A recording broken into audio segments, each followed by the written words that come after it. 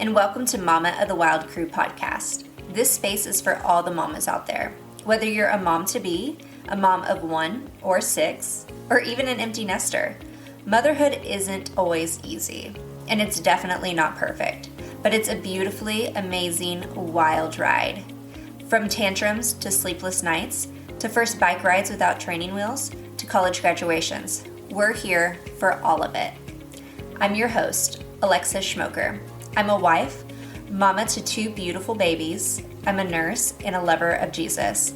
I created this podcast to connect with other mamas, share their stories, and find joy in the beautiful chaos we call motherhood. So grab your cup of coffee or whatever fuels you. Let's dive in.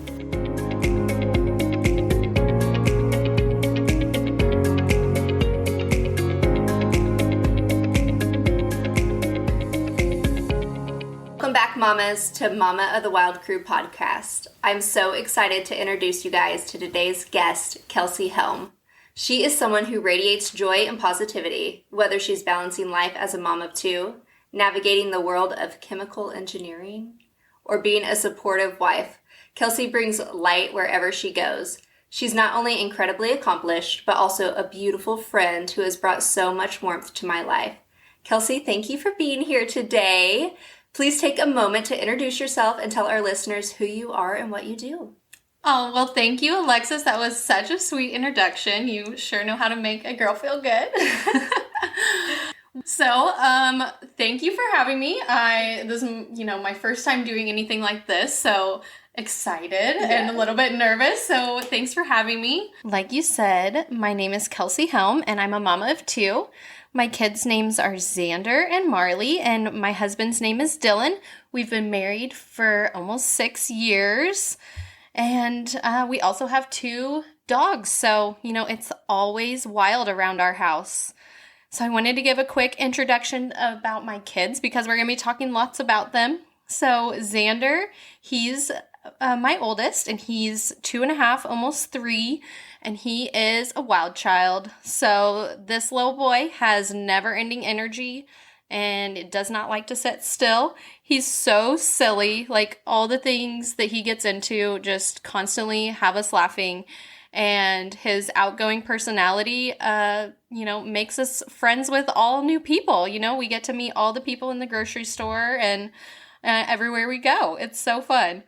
And then all of that, silliness and energy also, presents itself in passion. So this little boy gets passionate about, all the things, and it's so much fun. And then we also have Marley. So Marley's my daughter, and she is almost a year and a half now.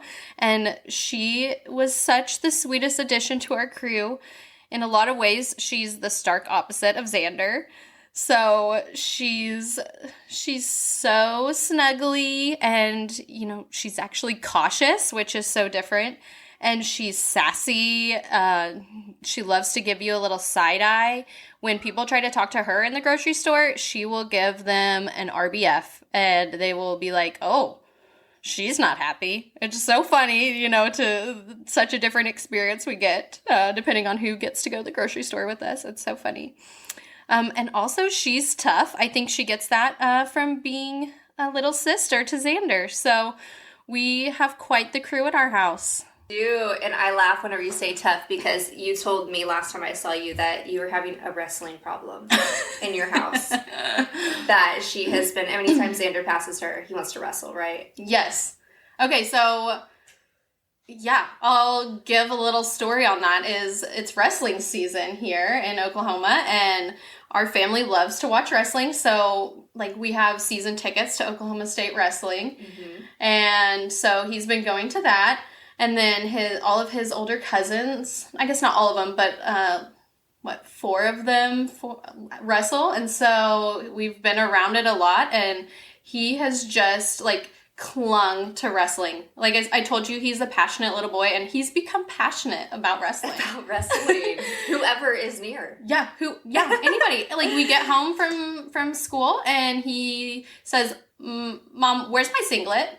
Where's my singlet? He has a singlet, and he goes and puts it on, and where's my head ears? He calls them his head ears that he puts on, and he gets the whole outfit on, and says, let's wrestle. And, let's wrestle. And that's including Marley, the little baby. So and most of the time she doesn't even cry, She's tough. She's tough. Hey, he's getting her prepared. Yes. She's going to be ready. Well, that leads us into our question of the podcast. So every mom gets asked this whenever she comes on the podcast. Okay. What is your mom fail? Okay, my mom fail. And I will call this, like, when I was trying to think of my mom fail, it's like, this is probably the cringiest thing that has happened to me lately. Okay. And, and it goes along with Xander being crazy. So, we decided to go to the park the other day when, they were home from school because the school was out for in-service. So we went to the park together, and Xander, being his adventurous self, decides he wants to go down, one of the tall slides. But to get to this slide, there wasn't like stairs. You had to either go through this rope obstacle course, which I was not going to let him do, or climb up this very like straight vertical rock wall. And the rock wall's like 6 feet tall to get up there. And he just starts climbing it. And there's other kids like watching him right there, like about his age. And they're all like mouths gaped wide open, like, oh my gosh, this little boy's doing it. So I was there, like, tried to catch him the first 3 times he did it. And then when he went to do it the next time, I was like, I'm going to get a video of this. Oh, so I stood back, and then Marley's, like, doing her thing. So I'm kind of standing by Marley and taking a video of Xander climbing this really tall rock wall.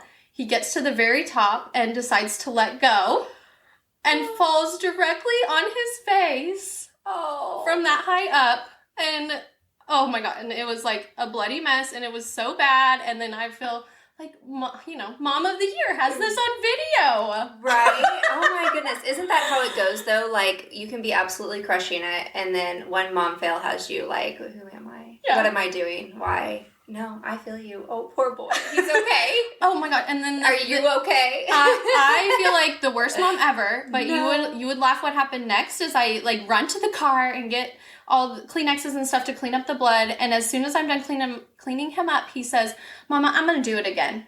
There you go.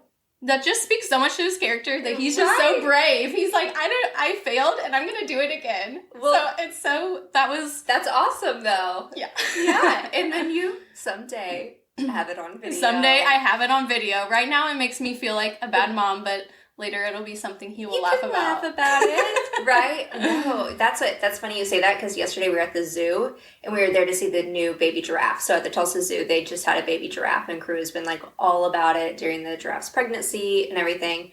So I get my phone out because she's about to see the baby giraffe like for the first time, and she's running up the rail and she has on her new unicorn hat, and she's not paying attention. And of course she's like looking back at me, trying to tell me about the giraffe, and I'm videoing her, and she took the corner and ran face first, like into the handrail. And I mean, like, hit it hard. And I run up to her, and like, it's on a ramp, so I'm pushing Wilder in the stroller, and I like start to go get her, but then Wilder's like going down the ramp. Sliding down. So yeah, thankfully my sister-in-law is there, so she like kind of takes over Wilder.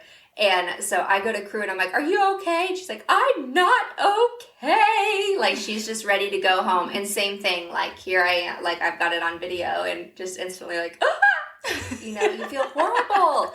Those will be the videos that we will laugh about later. Right. And if you have got videos like this, please let us know. Yeah. I know we cannot be the only ones. Oh, well, Kelsey. Well, I can't wait to see them, too. No. So, yeah, share them. Yeah, share them. Tag us in it. No judgment, because, yeah, obviously, we just did that, too. It happens. Kelsey, you have 2 under 2, or you had 2 under 2. They're a little older now, barely. Yeah. Xander's... He's almost 3. Almost 3. Okay. So still in the 2 under 2 phase. Yeah, I don't know. Is it still 2 under 2 once they turn 2, or do they have to be under 2? I don't know. I feel like it should be a lifetime badge that you carry around. It's like, you should just be able to say, I have 2 under 2. Yeah. Because I do not, and I cannot imagine. I have a few friends that do, and that's what we're going to dive into. So can you share what that experience is like for you? How you manage having the challenges with kids so little and so close in age? Well, Alexis, what is it like having two under two? It's chaos. I mean, the past year and a half have honestly, it's been a blur. So my son, Xander, he was only 16 months old when Marley was born. And at the time, I felt like he was a toddler, but looking back, he was still a baby. Yeah. So, I mean, Marley's 17 months right now. So when I think about it, I'm like, wow, I was having Marley when Xander was in this stage. And I'm like, she's just still a baby. Like, not toddler at all. And I'm like, it was like having two babies, really. It was such a challenge. I also think that one thing that was hard for me is that I had very different expectations about what it was going to be like. So I saw a lot of people that had two kids, and all they would post like pictures of the older one holding the baby and snuggling the baby and helping out, and it was not like that for us. Like I mentioned, like Xander's just a rough and tough boy. Like even when he was trying to be sweet and hug baby sister, I mean, the hugs ended up always being around the neck and was more like a choke. His kisses were more like a headbutt. And even just like holding her hand was more just like pinching and squeezing her. It's just like, it was not the Instagram worthy picture that you see. Yeah. Right. We didn't have that. And it was not like he was a proud big brother. I mean, he was so little, he didn't even understand what was going on. I remember when we were in the hospital, after she was born, he came to meet her, and I was like, "Where's the baby?" And he pointed at my belly, because he just remembered us talking the whole time I was pregnant about how the baby was in my belly and talking about the baby and pointing to the belly. So he just had zero understanding of what a baby really was. Right. Oh, well, and how has that kind of transitioned into now? Do you feel like he's kind of taken over that big brother role more so now, or still kind of learning? I would say I feel like he's just now like starting to embrace it. Like recently, like especially through the whole wrestling phase when he kept almost, hurting her, we had to start talking about, your job as big brother is to keep little sister safe. And so like we've tried to really press that to him and keep reminding him of that, and I've really seen him starting to kind of take that role. I actually have a picture on my phone from earlier this week where when we got to daycare, Marley wasn't coming to class, and I was like, Xander, can you help your sister get to class? And he went and grabbed her hand and walked her all the way to her classroom. What a good big brother. And that's why where I'm like, okay, maybe we're starting to get there. Right. But I don't know. I guess I just didn't think coming into this that it would take a year and a half, right, for that to happen. But it did. And like, I think like what I'm really excited about is that it's gonna be really fun. Like they're all like with 2 under 2, they're gonna be going through a lot of the same life stages around the same time, and like growing up, it's gonna be really fun. And so I know these past couple year and a half have been hard, but I think we're really like starting to get to the fun part. Yeah, it is. So Crew is just now 3, and I feel like all of a sudden she has completely grasped this concept of like big sister. And oh my goodness, it is fun. Like she loves being big sister, but it would not have been that way. They take time to grow and mature. And I think she's finally kind of getting that too. So it is fun. And it's like a whole different phase. And like you said, your kids are such different personalities, and so are mine too. Yeah. And we both have a boy-girl combo, just flipped. Yes, that's true. Yes. So I'm excited about like seeing those relationships develop as they grow. Because do you have brothers, or you just have sisters? I have 2 sisters, an older and a younger sister. Okay, I'm an all-girl family too. I'm the oldest of 3 girls, so I've never experienced like that brother-sister relationship. Either. And I like think about it. I was like, to me, like growing up in a family of all girls, like I just never really around boys. And so even like, it was weird for me to even have friends that were boys, And like, I think about how that's going to be so different for my kids, because Marley's going to always be around Xander and his friends. And it's just going to be so standard and normal. Right. So I kind of love that. I know. I love that too. And I even remember thinking like that it was kind of weird that people had brothers. I don't know. Did you think that? Yeah. Yeah. Or like you went over there and their brothers and had friends over, and you're just like, Yeah. Depending on what age you were. Yeah. Because then sometimes you're like, yeah, I'm going over to Sheridan's house. That was my friend in high school. She had a twin brother. So shout out to Sheridan. So then, yeah, his friends were over. So sometimes we'd go over to Sheridan's house. To hang out with the boys. Yeah, to hang out with the boys. But it wasn't to be friends with the boys. I mean, you were like... Right. Yeah. It was just... I feel like it's going to be different for our kids, so it'll be more normal to have friends that are boys. Right, yeah. And my husband grew up with all boys, so he's the youngest of all boys. So I feel like they're going through it as well, too, like having girls, even like just the granddaughters and stuff. Like watching Jordan's dad be like a grandpa to girls is probably the cutest thing I've ever seen. Like, it is just so sweet. So Aww. Does Dylan have sisters? Yeah, Dylan is the only boy. Okay. He has 3 sisters. Oh, so he's ready. Yeah. He's prepped for girl-dad life. Yeah, that's true. He's always been surrounded by girls, so... Yeah. Oh, well, that's awesome, because Jordan is there now. It took him a little bit, I think, to, like, grasp the idea of having a girl. Like, I feel like whenever we found out that we were pregnant and it was a girl, he was shocked. Like, did not think that it happened. Like, could happen. I'm like, well, there's a 50-50 chance, that we could have a girl. Yeah. And he was mind blown. But now he's like girl dad extraordinaire. So he loves it. But motherhood... I was going to ask you, do you feel like your husband is different with how he treats Crew than how he treats Wilder? Or you think Wilder's still too young? Or Oh, no, it's different. It's different? It's different. I feel like, yeah. Well, and Wilder's so young, too. He's still, like, in the baby phase of, like, needs mom all the time. So... He does obviously go to Jordan, and Jordan takes him and stuff, but we're still just, like, in that phase of, like, it's him and I kind of thing. But Jordan and Crew, with, like, having a newborn, have taken on, like, this whole new relationship, too, which is so cool. And then he's a teacher, so he's off during summers. So he has, like, 3 whole months of just, like, he's the primary, like, caregiver, I guess, however you would say it, like, person. Yeah. So we don't have childcare, like, during the summers because he's off, and, like, during spring break and, like, Christmas break and stuff like that, and I work full time, so he, like, I'm jealous, but he gets that, like, just complete alone time, and I feel like, you get to develop those relationships and grow those relationships then, and so he's really, like, taken off with that, so... That's so special. I know, it is, and I'm jealous of it sometimes. I know, I'm like, okay, mom's gonna go to work, and they're, like, out in the hot tub at 8 a.m. I'm like, all right, bye. Like, I want to do that. I know, but it's cool. But I think that him and Wilder are definitely going to, like, come into a fun relationship, because I feel like I can already tell that Wilder's, like, the silly boy. But, with motherhood, it's a roller coaster. It's, like, always a roller coaster. It is the biggest blessing, but it can also be wild. So how do you find joy amidst the chaos in this motherhood? That is a loaded question. It is. So for me, I would say there's probably 2 main things that have really helped me to embrace the joy. And actually both of them are related to changing my perspective on the situation. Mm-hmm. So you're not going to stop the chaos. You're not going to be able to be in control. So I've had to learn... Really, the first thing I've learned is to focus on gratitude. That's your word. It's my word. Yes. I was going to say it's, like, actually a pretty cool story how I learned to embrace gratitude.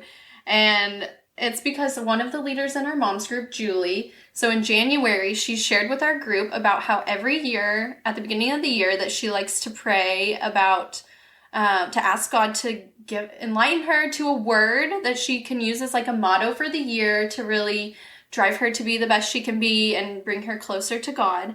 And when she shared that and what, like, kind of just some examples of how it's helped her in the past, I was really inspired. And so I took that and ran with it and prayed over it. And it was wild how many times, like, in that week that I was praying about it, that gratitude just kept popping up to me. So, like, for example, the first time I prayed about it, right after I opened my Bible, and I opened the Bible to Philippians 4:8, which talks about turning your thoughts to things that are true, noble, right, pure, lovely, admirable, and praiseworthy. And I was just like, wow, that's, like, really powerful. And then the next morning, I was driving to work, and I turned on the radio, which I never listened to the radio, and the topic they were talking about was gratitude. And then... again, a couple days later when we were at church, the pastor at church read a passage that was also focused on gratitude and spent some time talking about it. And so I just really felt like gratitude was what I needed to focus on for this year. And as I got to like just reflecting on how I can do better, I realized that like just thinking about how like when my husband and I are talking at the end of the day and talking about our days, it seemed like a lot of times it turned into more of a vent session, you know, like let's just talk about the challenges. And I realized like let's try to switch our perspective there and really just focus on make sure we're also talking about what was like the best part about your day. What are some things that you're most grateful for? And, you know, just doing that has really like, I feel like we're not complaining as much anymore, and we're just really focusing on those positives and finding the joy in all the things that are going on in our lives. So maybe it's not necessarily in the moment that I always am finding the joy, but I'm trying to, you know, not focus on just the challenges, but really be grateful for the good times and the joy. Right, because I feel like it is so easy to get caught up like on the challenges and like you said, kind of like the vent session, and especially when you're talking with your husband and that's like your safe person to kind of release all that to. But then you only have so many hours, not even hours, I feel like hours is a great term, so much time like just to talk with your husband like in this stage, you know. So turning that perspective and like turning that into a gratefulness conversation and a gratitude conversation is awesome, because then you're, you know, spending your time together in gratitude as well. So I think that's really cool. Okay, so Kelsey, I know you said you had 2 different ways that you change your perspective. Tell us the second one. Okay, so the second way that I like to change my perspective is to realize that in those difficult times that my child isn't the only one that is learning, but God is also working to shape and change me as well. So it's crazy for me to think back to who I was just less than 3 years ago before I had the kids and see how different I am today compared to that. I've honestly changed in some ways that I'm pretty proud of. And I know that that's all because God has been working through me on those. So first thing I would say that God has taught me is to let go of the little things. I'd say I used to be a little bit of a perfectionist. So I was definitely hyper-focused, you know, on getting things done. And as a mom, you can't just be hyper-focused and complete a task. You get interrupted almost continuously. So that's something God has really helped me with, is to really learn to let those things go. It's okay that the laundry didn't get folded and put away. Like maybe nowadays the laundry may just sit in the dryer and it gets picked out from there. But also in that way, letting go of the little things also to me has looked like with a wild little boy is that I can't correct every little thing. So if I was correcting every little thing that I didn't want him to do or didn't want him to get into, he would be in trouble all the time. I think that's a great point, and I can definitely relate to that. I feel like if you continuously correct them all the time, then like you feel bad because you're like feeling naggy. You don't want them to feel like you're nagging on them. And obviously there are some things that you do need to step in and correct, but that doesn't have to be every single little thing, and kind of letting them discover that I think is a great point. Yeah. And it's hard to find that balance of what do you choose to correct and what not. And I often find sometimes even my husband and I have a difference of opinion on what we let slide and what we correct. So it's definitely a learning curve for all of us, I think. It definitely is. I feel like one of our big things is what we call the F word. And it's not the F word that you're thinking. It's the FART word. And so I personally just don't like that word. But we were raised to not say that word. And so whenever I hear it, I feel like it's the F word. Like it makes me cringe. And obviously Jordan was raised with all boys, and it does not bother him like in the slightest. So there were a few times that Crew came home and said that, because she has boy cousins, you know, and boys are boys. And did it make me cringe? And so I would correct it, and Jordan doesn't feel like it really needs to be corrected. So now we have compromised and we say toot. But I feel like that's one of the things that it's like, okay, where do we find that balance of kind of correcting them in little things, but then also being on the same page, and it's not worth getting in like a disagreement, I guess, about it, and just making sure that you guys are kind of on the same page behind the scenes, more so too, which is not always easy. And sometimes I feel like you just kind of have to have like that look of at each other that like, hey, we'll discuss this later, but like we're just gonna let it slide right now. And speaking of like interruptions, we had a little boy wake up from his nap, so Wilder is here with us. So if you hear little baby grunts, he's just here to say hi. Hi, he's Wilder. just here to say hi. But Kelsey, go on. I know we had talked earlier about like your perspective on patience, so enlighten us a little bit on that. Yeah, so I would not call myself a patient person, and so that's another way that God has really been working on me through motherhood. Because especially with under two, like it is just, I'm in constant demand, whether it's, a toddler needing a snack or the baby needing snuggles or, being demanded at work or whatever is going on. I feel like there's just never, a moment to unwind. And so it's easy to like feel overwhelmed. And I'm sure any mother can feel overwhelmed as well. But I think that is like, I pray about it all the time because I know this is an area where I need to work on. Just pray that I have patience and I can, push out that feeling of overwhelm for longer periods. And really, I think that I have grown so much in that aspect. And like, sometimes those things that maybe would have set me off, now I just don't even think twice about, right? It's just, praying about it and asking God to help provide that and teach you, and He will. He will. He absolutely will. And I think patience is such a thing that we need to focus on. And I have started trying to work with that with Crew, because kind of like we had talked about this in Mom Collective, like kids don't have to wait anymore. Like they want a show, it comes on instantly. And we're the same way. Like we just get that instant gratification. So we've been working lately on praying for patience. And so Crew will say, oh, being patient is just so hard. And I'm like, it is so hard. Like mommy thinks it's hard sometimes too. So she has been really intent on like stopping and she'll say, oh, dear Jesus, give me patience. And it's kind of funny.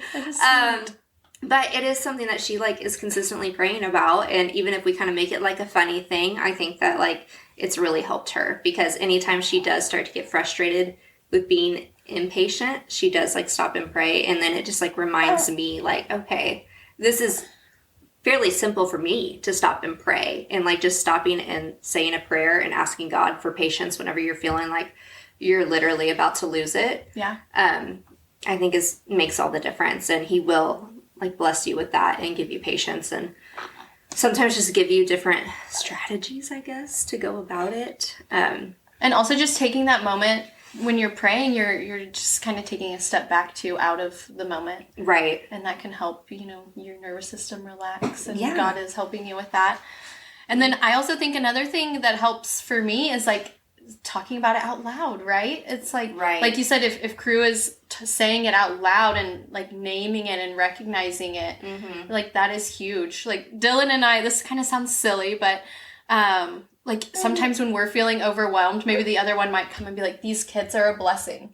And like, it's just a reminder. And like, we mean it seriously in the moment. Kind of, it sounds sarcastic, but really we're just trying to like, hey, remember, like these kids are a blessing, and it is such a motherhood and parenthood is a blessing. And we just got to keep that perspective. Wow. That literally gave me chills. I'm like, I need to do that and have Jordan do that, because like you said, like, even if it does feel like silly, it's a reminder and it is a blessing. And I think like we kind of talked to you earlier about how like you can feel like so run down and so tired, but just like reshifting that perspective of like, this is a complete blessing. And it's something that we've prayed for so long and like dreamt of for so long. So to completely switch the topic, the other day on Instagram, I saw this post, and it was like these girls that had a party, and they did a PowerPoint party about like, what do you do at work? And they're like, okay, this is a group of my friends, and like, I have no idea what you do at work.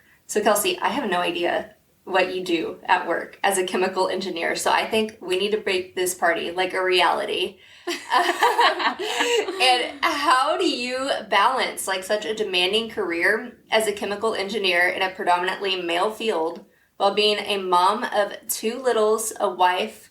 I mean, it's got to come with all kinds of challenges and rewards in itself. How do you navigate this? Tell us, like, what is the biggest pros and cons that you've encountered along the way? Okay, well, I'm going to keep the first part, try to keep it short and sweet. What do I do as a chemical engineer? So like I said, I work in the oil and gas industry. I work for a refining company. So for those of you who aren't familiar, when crude oil comes out of the ground, you can't put it directly into your car. It has to be processed in a refinery, and it's turned into gasoline, diesel, and then like natural gas, propane, and also like a lot of precursors that go into plastics and chemicals and all the things that you use every day. So as a chemical engineer, I've worked in manufacturing plants that like refineries, that are making the gasoline and diesel. I've worked in chemical plants that make the plastic that you guys use, like keep all your food fresh and are in all of your shoes that you love.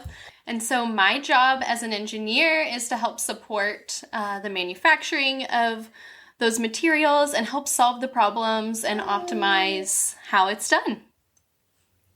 Well, perfect. I love that because like I was telling you, I literally had no idea what that even meant. So tell us how you do it with being a female in a predominantly male industry. So that's a good question. I feel like a lot of people ask that, and my perspective is actually it's a really good time to be a woman engineer. So I think at this point, women have been in the field for long enough that it's not like unusual for for a woman to be in a meeting or to be in a leadership position even. So I've worked for 2 very large companies, and in both of them I see a pretty representative amount of women in leadership positions, which is awesome.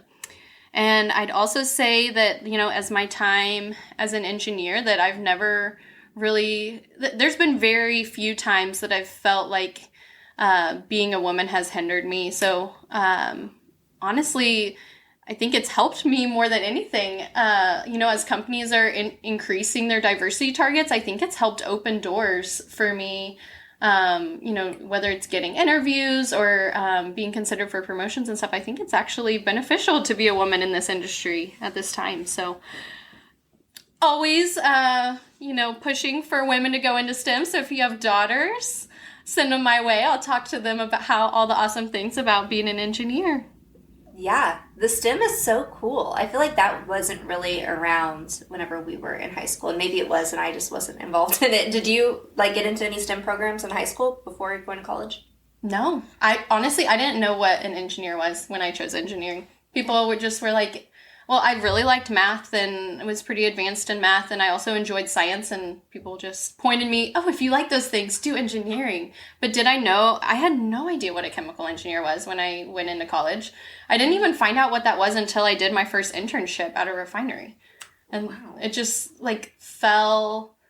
just ended up working out well. Mm-hmm. So I'm pretty lucky that it happened that way. And what does Dylan do? Is he an engineer as well? Yeah, he's a chemical engineer. So we actually met at OSU in class. Romance. See? God was just laying your path the whole time. He was. That is so cool. And does he work with you, or do you guys work at different places? We work at different places now, but when we started our career, we were at the same company. Really? Yes. Tell me about that. How was that? So actually, like I said, we were in class together, and then our first... we both interned at the same place. In college, we actually had offices across the hall from each other in that internship. But I think it worked out better that we didn't end up working there. We both ended up getting jobs at a different company, but the same company together. But we worked at different plants. So it was the same company in the same town, but they were separated by a few miles. So we were working together in the sense that we knew the same people and had the same peers, but we didn't sit in the same meetings together on a daily basis, if that makes sense. So, right. So that was a good separation, but that also came with challenges where sometimes dinner conversation was a little bit too much about work. Uh-huh. And, sometimes you just want to like vent about work and you don't want your husband, or I'm sure he felt the same way about me, like trying to solve the problem that you're having.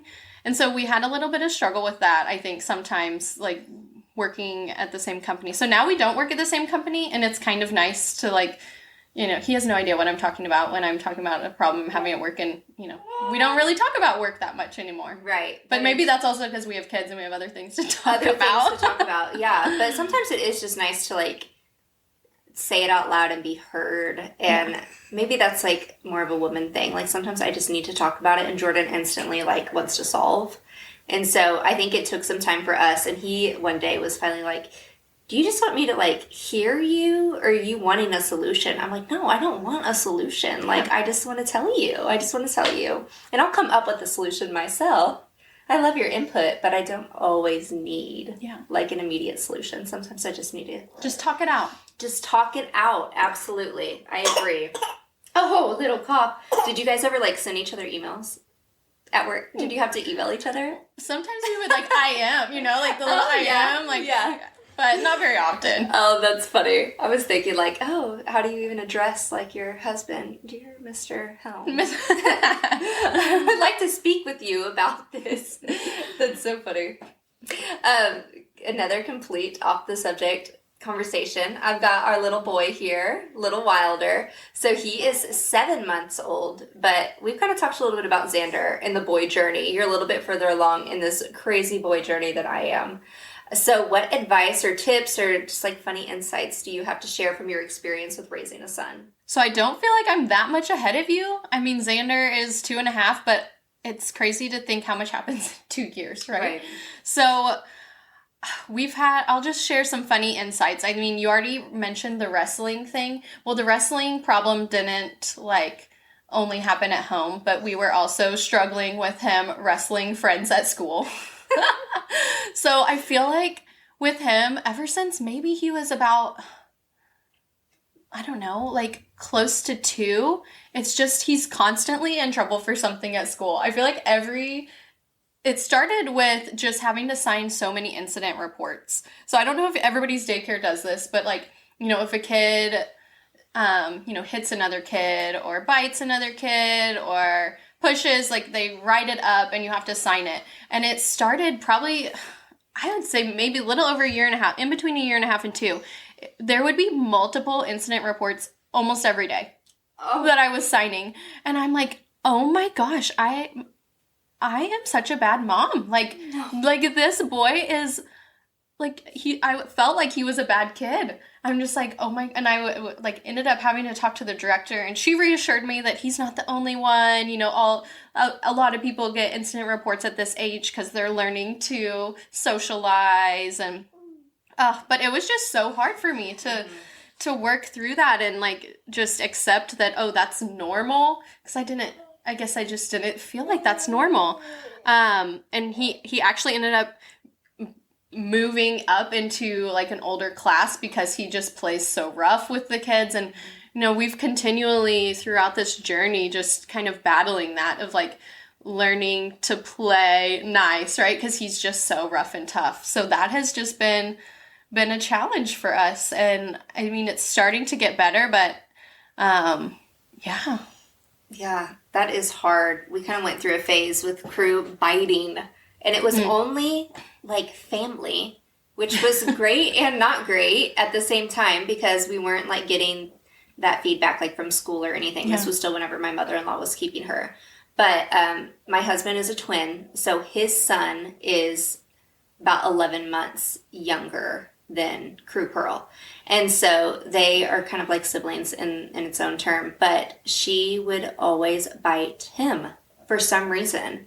And I feel because then it just makes you feel awful. And you're like, well, what should I be doing differently? And it's not anything that like you're doing wrong, or if you're a parent doing it wrong. So if you're going through this, like, just be reassured that you're not a bad mom and your kid is not a bad kid. Yeah. Like, they are just learning. And there's obviously different ways that you can help with this development, but this is just how I feel. Sometimes I feel like it will pass, and there's you're just doing the best you can. Yeah. There's like not a clear answer. And I feel like for me, a bunch of people would give me advice. Well, I did this, and it's so welcomed. And I feel like a lot of times when you get poured into, it does help. It's funny that you bring up biting, because that's also, I didn't bring that up when you asked about boy, like, what's it like being a boy mom, because it's not specific to boys, but like Xander really struggled with that too. Mm-hmm. I almost feel like he had a little bit of an oral fixation where it's like everything went in his mouth, whether it was like dirt or toys or Play-Doh. Like he couldn't play with Play-Doh until recently. Yeah. And now Marley's a year and a half and she plays with Play-Doh just fine. Right. But like this sounds bad, but he pretty much got kicked out of a daycare because he was biting. Mm-hmm. Like it got that bad. And like you said, you just like, what are you as a mom? Why can't you get this under control? And, you know, it had me questioning all those things, but it's just the kid you're blessed with, and you got to work through those things and find what works for them. And honestly, what worked for us was, you know, rewarding him for good behavior. Like he doesn't really respond well to like negative consequences, but when you give him a sucker after he's had a good day, or give him ice cream after having so many good days, like that is what really broke the cycle with us. But it went through so many, like you said, so many people giving us advice and trying so many different things to figure out what worked. Right. And not everything that works for someone else will work for you. But then once you find the thing that works for you, it just seems to work. And I feel like with the kids, sometimes it's like when they decide that they are going on to something else or going to do something. I mean, like milestone. I feel like we stressed ourselves out with potty training, and then one day Cooper just decided she was potty trained, and then she was potty trained. And why is it that when they just decide they're ready to do something or ready to not do something, it seems to happen that way? And like you said, it will pass. It will pass. Everything is just a season. It is, yes. And so I feel like, I don't know if it's like this with you, but I feel like I have already just been so much more patient with Wilder on the second go around. Yeah, you think so too? Just because you just have that different perspective of these times are short. Yeah. Whenever we were going through that, our crew's sleeping. You guys will hear me talk about how crew never sleeps because she's a rough sleeper. In those times, it just felt like we were never going to make it to the other side of this. And then like looking back, I'm not going to discredit how hard that was, because it was hard, but it passed, you know, and it's not forever. We're not going to have like our college-age daughter sleeping in our bed because we've made it through. Yes. You know, and she's 3, but in the moment I thought, well, we're going to have to be roommates in college. Like, she's never going to get through this. I don't know. I'm never going to get through this. So that stuff does pass. Okay, Kelsey, for any mom, I feel like self-care can just be another thing on the to-do list. How do you realistically define self-care in your life, and what are some small but meaningful ways you recharge when you're feeling overwhelmed? So, Alexis, I know self-care looks different to everyone, but for me, it's exercise. So, as you know, I love to take bar classes. I actually take them with your mom. Yes, we work out next to each other pretty frequently. Love getting to catch up with her. But this is actually something that I've done even since before I have had kids. So, I took bar classes probably 5 times a week. Before the kids, and it's always been my place to de-stress and really take my mind off of everything that's going on and just focus on me. You know, and also like as much as exercising takes energy, it seems to also it gives me more energy. On the days I work out, I feel like I can be more focused and more present. And so I think, you know, it's just an hour, and spending that hour doing that for myself really helps me show up for my family. One thing to say that's what I do, but it's not like that easy. I really have to make sacrifices in order to make that time for myself. So, you know, before kids, I would go after work, and that was just part of my routine. But if I did that now, I would never get to see my kids. So I have to make the sacrifice of sleep, and I wake up early and I go to the 5 a.m. class. And that's just really the time that I have to make it work. And to me, it's worth it. And then the other thing I do, it might sound a little bit selfish, but every other Friday I have off of work, and I still take the kids to daycare. And I use that time for me time. And whether some days I end up, you know, scheduling all the appointments, the doctor's appointments for myself and for my kids during that time. So it doesn't end up being a full day. But even just a few hours of like me time is just so important to recharge and has really been awesome for me. I do not think that is selfish at all. I think that you need that time to recharge because filling your cup up is really like what lets it overflow to your kids, and you have to prioritize yourself first. And like you said, like it comes with sacrifice, because I can say that, but then whenever I was even like thinking of things to ask you, I was like, when is the last time I did something like for me? So I feel like even just this podcast has recently been like my like passion project, you know, just for myself. So I think that like whenever you do things for yourself and take time to do that self-care, it overflows. Even just like in the Fearless Mom stuff that we've been going through, she says all the time, like your overflow is what your kids drink from. Yeah. So just making sure that you're having enough to overflow, because if not, then you're just like squirting out emptiness, and you know, that just leaves everyone thirsty. Yeah. So yeah, it's definitely like a necessity, I think, in motherhood, and it's not as easily done as it is to say. You're right. So be a little selfish and take time. I think sitting down and thinking about things that will bring you joy and help with your self-care is important. And then sit down with whoever is your support person and just maybe say, like, I kind of need this for me. What do you think? And I think that you may be surprised with what you're met with, because at least like whenever I will say that to Jordan, he is so excited for me and so ready for me to do that for myself. That is such a good point. And I think it's self-care is one of those things that you actually have to plan out, like you said, and aligning that with your partner. Like Dylan and I we take certain days that we can work out during the week. I can't just wake up, like he takes 3 days a week and I take a different 3 days a week to work out. So, you know, we have to actually schedule that self-care time. But once you like, you know, communicate that to your partner, and then hopefully you guys can find the time and that it works out together. Yeah. And I think that kind of goes into another question I wanted to ask you too. With Jordan and I, sometimes we have to schedule time for us to have time together. So I'm off a couple days during spring break. So I had texted both of our moms and said, like, can you keep the kids one night and then you keep the kids a day? And, you know, that kind of sounds silly sometimes because, like you said, like, that's time that we have off work and the kids are out, and that's time that we can all be together. But I think scheduling time together is equally as important. And for us, I feel like that can be something that we just like will put on the back burner because it's so easy to focus that time on the kids, but it's such a necessity to have time together. So how do you and Dylan intentionally create time for each other? How has prioritizing your relationship impacted your family as a whole? So like you, I think that we've been through seasons where it's easy to let it get on the back burner, especially like during the craziness of 2 under 2. You know, we recognize like, hey, like we haven't really been connecting like we would like to. And, you know, one thing that really kind of got us out of this rut, it was actually a recommendation from one of my friends. I was telling her kind of how we were feeling and feeling a little bit disconnected, and she recommended that we do these devotional plans that are available on the Holy Bible app. And like the first one she sent me was called Being Intentional in Your Marriage.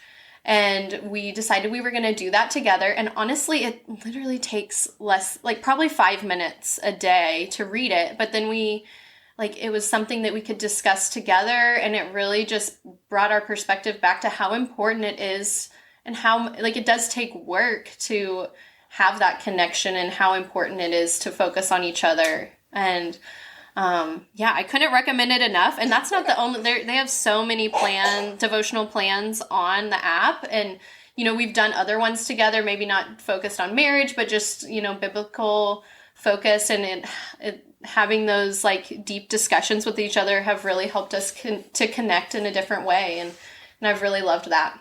Okay, I think that is so cool, and I want to do that. So we will link the Holy Bible app with the specific devotionals in the show notes, because that is such an awesome thing. For Christmas, I had gotten these like individual devotionals for both of us, and I can't even think of the name of it right now, but we have not done them. They're one of those things that just sit there and look at us. And we have actually started doing the Bible recap on the Holy Bible app. And I feel like it is so much like easier to make myself do it. I don't know if it's just because it's on the phone. And like you said, it's only like a few minutes a day. And so this kind of sounds like it's the same kind of concept, like an easy thing to make sure that I'm doing, but will completely change. Yes. And it like, sends you reminders too, like, hey, yeah, you haven't done it today. And you're like, oh, I need to do it. Yeah. And then it's kind of like an accountability partner too. And you want to do that and be there for your marriage. And like, it could take away a couple minutes, I guess, of checking your social media or doing, you know, your devotional with your husband. So yeah. And that's awesome. And like for us, a lot of times like we're really tired after the kids go to bed, and it's just so easy for us to just crawl in bed and like not really talk to each other. And like since this is so short, and it just was something that we're able to do, and it got us talking, and a lot of times we would end up staying up later just chit-chatting because it just got the conversation flowing, you know, and it really helped us to connect. So oh, that's cute. Yeah, I love that. Yeah, because I mean, after you go through we have what Jordan calls a weekly budget meeting, you know. So like we go through our budget meeting, and then we go through like, I feel like admin, scheduling stuff with your secretary. Okay, so-and-so's got a doctor's appointment this day, and remember I've got, you know, something on this day, and you've got a game on this day, XYZ. And sometimes you can just get so wrapped up in doing all of that stuff that just like the chit chat feels like it's not there anymore here and there. So that's awesome that it kind of like evolves into talking more. Yeah. And we're in the phase too where, like I said, our crew's not a good sleeper. She's still not a good sleeper sometimes. So a lot of times it'll end up being like he has to go lay in bed with crew, and then I'm putting Wilder down, and then by the time we're done, like both doing our nighttime routines, you're tired. And after laying in a dark room for 30 minutes, yes, you're ready for bed too. It's so easy. Yeah, you definitely are. Okay, Kelsey, as you know, I have celiac disease, so gluten-free, and it's kind of a pain. So I know how challenging allergies can be. As an adult, I cannot even imagine trying to navigate that for your kid and for your family. So how did you guys first discover that Xander had struggles with allergies? Can you tell us a little bit about how you guys manage them and some of the challenges it can bring? Like I said, like I am not a stranger to allergies, and I almost gave Xander a bite of my muffin one time that possibly had almond flour in it. And I'm like, okay, I know better. Thankfully, you were sitting right there and nothing happened. But I'm like, I cannot even imagine the fear that it might invoke, like as a mom. And, you know, he has to go to daycare because you have to work, and he's, you know, not always going to be right there under your wing. How do you manage all that? So I'll start with the kind of funny, kind of not story about how we figured out that he has food allergies. So, you know, he was 13 months old, and I cooked dinner, and I made a pesto pasta, and I made the pesto, and I put cashews in it, and we also served it with salmon. And, you know, at this point, I thought he had already had fish before. Like, looking back, I think it was only shrimp, and then he'd had peanuts, and so I didn't realize there was really a difference between. So I just it wasn't even on my radar to be worried about feeding him this dinner. Well, he was eating it, and then he just kept like, you know, like kind of like gagging, but he also was in that phase where he's like fake coughing. So I still like didn't really think much of it. But we finally like let him down from the high chair, and then as soon as I like pick him up, he just like projectile vomits, and it just like kept coming. And then I like look at him, and the whites of his eyes are bright red. And poor baby had hives all over his face and his chest, and I just go into a moment of panic. And I'm like, Dylan, what do we do? What do we, like, in that moment, I couldn't even like comprehend what to do because I was freaking out so much. And luckily my husband was like, Benadryl, and like got on it so quickly, and gave him some, and that did the trick, that time. And then we, of course, like called the doctor and, you know, made sure that we weren't going to have any issues later that night. But gosh, I still feel like I have PTSD from that moment. So for those of you with young ones, make sure you keep Benadryl in your house, because you never know, like, what would have happened if I didn't have Benadryl on hand. Like, it was escalating pretty quickly. So then what we ended up doing is, you know, took him to his pediatrician, and then he sent us to an allergist. And actually, the pediatrician was not going to send us to an allergist. He was like, well, just try to avoid it. Kids grow out of allergies, which I'm like, okay, this is nuts. This is a nut allergy potentially, and which can have anaphylactic reaction, and you're just being very like dismissive about it. So I was like, no, I want him to go see an allergist. Mm-hmm. And so he finally, sent us to an allergist, and we did the whole, they put a little grid on their back, and poor baby, I think he's like 15 months at this time.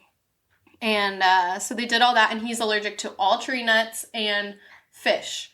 So the two things that I fed him like a deathly concoction of dinner that night. So another mom fail. But yeah, so now we have to carry around an EpiPen and Benadryl and like a steroid everywhere we go. And I'm always, just a little bit on edge of like what he's eating. And, everybody, when we leave him with somebody new, I may have to make sure to like train them on how to use it. And luckily we've never had like an allergy emergency up to this point. But gosh, it's just, it does cause some anxiety. But I think what helps is that I make sure that I always have the stuff with us. But the other challenge is, like you said, daycare. And both the daycares that the kids have been to are nut-free. And, that should, like, alleviate all the issues. But I'm always concerned, they let people bring their own breakfast in. Mm-hmm. What if somebody, sends their kid, not thinking about it, sends them to school with almond milk in their cup, and Xander takes a drink out of it? Or sends them with a banana nut muffin, instead of grabbing the blueberry one. They just don't think about it. And, the teachers, as much as they are paying attention, like, those are small details that I think could easily be missed, especially the almond milk. Like, that looks just like regular milk. Right. So, and then we've also, we've had issues with the daycare. They are a nut-free facility, but, like, it's Valentine's party, and you let the parents bring in food, and one parent brought in Nutella. And, like, they were already serving food to the kids when I showed up, and, luckily Xander hadn't eaten any, but he could have, gotten some on his plate. And so, there's always just those little things that, make me anxious. Right. Yeah. And as like a mom who does struggle with a kid that has allergies, what would you say to someone who doesn't have a kid like that? And I mean, I feel like I'm very grateful that my kids do not struggle with that, but I definitely want to be aware of other kids who do. Yeah. So what is like some advice that you would give parents just to kind of educate themselves? Is there anything that you guys use or recommend? So I guess my recommendation is, just being aware of like things that are common allergens. Like I said, like, don't send your kid to school with a peanut butter and jelly sandwich if you know that there's a kid in their class that has a peanut allergy, or don't send almonds in their lunchbox, if you know there's a kid with a tree nut allergy. Just kind of being aware, and that could help the situation. Because I guess that's what I worry about, like, as he gets older, is he's sitting next to somebody at lunch who brought their own lunch, and they have a Nutella sandwich, and Xander's like, hey, can I have a bite? Mm-hmm. Like, I get nervous that something like that's going to happen. So yeah, and I think all moms want to keep all kids safe. I don't think anyone maliciously would ever do that, but I think out of lack of maybe knowledge or thinking about it, it could happen. Yeah. So I understand like your anxiety to that. So thank you for sharing that, because I think that that's, great information. And you're right, because I send crew to school. Like whenever they have parties or whatever, you can send stuff, and we ask like, do you have any allergies? But I don't think it says, like, it doesn't indicate on the little, like, it's your turn to bring snacks if there are allergies in the class. So I asked the teacher the first time, but since then they've had new kids come to the class and everything, and I've never like gotten an update, I guess. So, and you're probably more aware of it, right, and thinking about it more because of your right, personal food sensitivity. So yeah, I could see how like somebody wouldn't think to ask. Kelsey, I just wanted to take a moment to thank you so much for joining me today. You are an incredible friend, a devoted mom, a loving wife, and a woman breaking down barriers for other women in the field of chemical engineering. The way you balance it all with such joy and grace is truly inspiring. You brought so much warmth and positivity into my life, and I'm so grateful for your friendship. Thank you for sharing this piece of your journey with us today, and I cannot wait to continue learning from you and supporting each other along the way. Take care, and I look forward to our next conversation. Me too. Thanks for having me.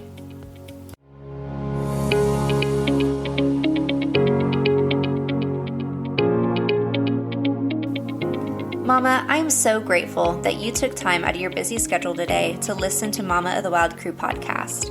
I'm Alexis Schmoker, and I hope you loved this conversation and that it resonated with you. Thank you so much for opening up your circle and letting us in as we walk through this wild ride of motherhood together. Remember, in the chaos of motherhood, there is always joy to be found. So keep looking in those little moments that make it all worth it.